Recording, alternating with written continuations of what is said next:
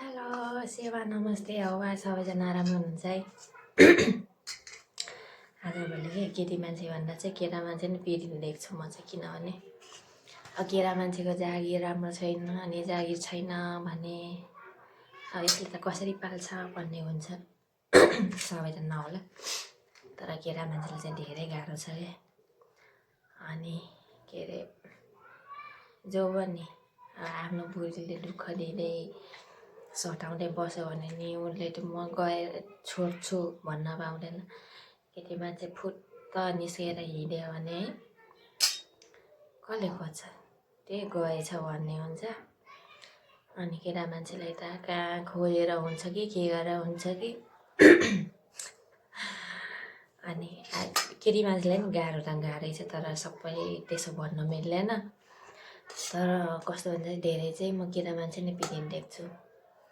अब के अरे त्यो विधुर भन्छ नि, बुढीहरू मऱ्यो भने नि पीडितै। अनि भत्ता पनि छोरी मान्छेले पाउँछ, छोरा मान्छेले दिँदैन।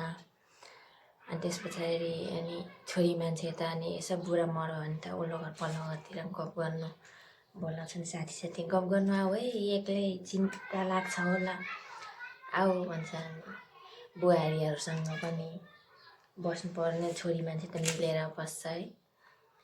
त्यही ठाउँमा छोरा मान्छे बुढी मरेर बस्नु पर्यो भने दायाँ बायाँ हिँड्नु पर्यो भने अब अलिकति छिमेकीमा बस्छ, त्यही छोरी मान्छे छरसँग मात्रै हो भने के भन्छ, ए त्यसको त फलानाको त स्वास्नी मरेको, चालामाला ठिक छैन नि भन्छ नि होइन। अनि त्यसो भन्छ सबैभन्दा धेरै चाहिँ छोरा मान्छेले बुझेर बिहे गर्नुपर्छ जस्तो लाग्छ सबैले। अनि एउटा केटी मान्छे जहाँ पनि अट्न सक्छ, तर केटा मान्छे हट्टपट्ट अट्टिन सक्दैन नि, सबै त नभनौँ। अनि केटी मान्छे हामी चाहिँ अलिकति रोयो भने जसले पनि साथ सपोर्ट दिन्छ। केटा मान्छे खालि गोजी होस् त कसैले पनि हेर्दैन। सबै त त्यस्तो नहोला, तर इमान्दारी खोज्ने भनेको 5% होला।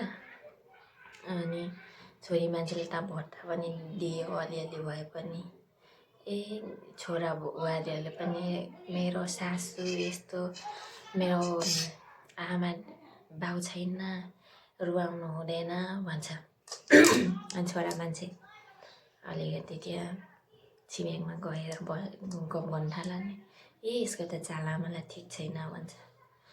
अनि भरे भन्दा बुढीसँग कुरा मिलेन छुट्याउने नि के भन्छ, जति राम्रो भयो नि सबै त नहोला, नराम्रो पनि छन् राम्रो पनि छन्, सबै नेगेटिभ पोजिटिभ बाटो हुन्छ होइन। अनि तर छोरी मान्छेलाई त अब बिहे गरेर गएपछि आफ्नो बुढाको घरलाई आफ्नो भन्न पाइन्छ। अब दाजुभाइले त नि छुट्यो भएपछि त उनीहरूको केही नै हुँदैन। त्यही पनि बुढीहरूले छोडेर हिँड्यो भने त उनीहरू नाङ्गे भुटुङ्गे हुन्छ नि त।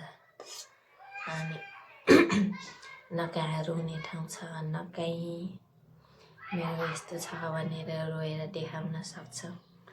अब रोयो भने नि यो हुटिएर यहाँ भन्छ होइन। केटी मान्छेले त ल अब त्यसै भने गरिब मान्छेले पनि धनी केटाले बिहे गर्छ नि त, बिहे गर्न सक्छ। अनि हामी केटी मान्छे सबै त नहोला, तर अधिकांश ए फलानाले के गरी पाल्छ, केही न कामीसँग गएछ भन्ने सोच हुन्छ नि त समाजको। अनि उनीहरूलाई अलिकति केटा नकमाउने छ भने त्यसलाई यसले त कसरी पाल्छ भन्ने त्यो सिधै सोध्छ है। अनि फेरि त्यो के अरे केटी मान्छे अलिक तल्लो स्तरको केटा मान्छे धनी भयो भने के भन्छ, मान्छे धेरै इमान्दार रहेछ, यस्तो धनी केटाले यस्तो बिहे गरेर भन्छ। अब केटा मान्छेले केही नि हेर्दैन कि कतिको इमान्दारी छ भनेर हेर्छ नि त। अब केटी मान्छेले अब डर हुन्छ, सबै त केटा मान्छे राम्रै नहोला, तर नराम्रो पनि हुनसक्छ हुन्छ। अनि के अरे आफ्नो बुहारीसँग मिलेर बस्यो भने सासूहरू भने बुढा मरेर भने नि ओहो सासू बुहारी कति माया गर्छन् भन्ने हुन्छ नि त।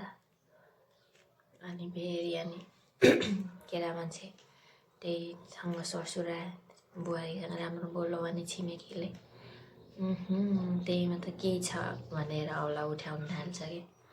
अनि त्यही भएर केटा मान्छेले चाहिँ सोचेर बिहे गर्नु होला। अनि केटी मान्छे जस्तो सजिलो हुँदैन। बिहे भइसकेपछि कुरा मिलेन भने त्यस्तै भयो भने बुढी गलतै हुँदाखेरि पनि गलत छ भनेर देखाउनु पर्ने हरेक प्रमाण खोज्छ। अनि त्यस पछाडि प्रमाण खोज्छ केटी मान्छेले जस्तो मलाई त यसले राम्रो गरेन छोडिदिन्छु डिभोर्स गर्छु भनेर हुँदैन। त्यही भएर धेरै चाहिँ केटा मान्छेले सोचेर बिहे गर्नुपर्छ जस्तो लाग्छ आजभोलि मलाई। तर मेरो सोच हो कि कस्तो तर फेरि चाहिँ धेरै छोरा मान्छे नै हुन्छ। अब छोरी मान्छे त बुढा मऱ्यो भने पल्लो घरमा गएर पनि गफ गर्ने भन्छ आऊ यहाँ गफ गर्न भन्छ। छजना त बुढाले नि हेला गरेको बुढीले नि हेला गरेको नदेखेको मात्र हो कि। अनि त्यही भएर केटी मान्छेको घर हुँदैन भन्छ केटी मान्छेको घर हुन्छ। हाम्रो सोच मात्र त्यस्तो हो। बुढालाई एक सिन्दुरको ढर्कोले गर्दा बुढाको सबै मेरै हो भन्ने हुन्छ। बुढाको त के हुन्छ अब दाजुभाइदेखि छुट्टिन्छ अनि त्यहाँदेखि हामीले ऊ राम्रो परेन भने त्यो लत्था लिङ्गा हुन्छ भट्टा भुङ्गा हुन्छ। अनि त्यहाँदेखि त उसको जिन्दगी त कहाँ जान्छ। केटा मान्छेको खासमा घर हुँदैन नि। अब खालि हामी छोरी मान्छे मात्र छोरी मान्छे यस्तो उस्तो दुःखी पीडित भनिन्छ। तर छोरी मान्छेको नि दुःख पीडा त्यत्तिकै हो तर छोरा मान्छेको नि त्योभन्दा डबल हो। उनीहरूले अर्काको छोरी ल्याएको भरमा नगरेको काम पनि ढुङ्गा मुढा पनि बोकेर हिँड्छ दुःख गर्छ अर्काकै छोरीको लागि। अनि छोरी मान्छे मात्र पीडित होइन त छोरा मान्छेको नि बुझ्नु जरुरी छ क्या। तर मलाई त्यस्तो लाग्छ साथीहरू गाली नगर्नु फेरि। अनि केटा मान्छे त बिचरा त्यस्तो लाग्छ क्या मलाई चाहिँ केटा मान्छेले साह्रै गाह्रो छ। अनि मलाई चाहिँ त्यस्तो लागेको कुरा चाहिँ मैले भनेको फेरि गाली नगर्ने साथीहरू कस्तो लाग्छ भन्नु होला। By by.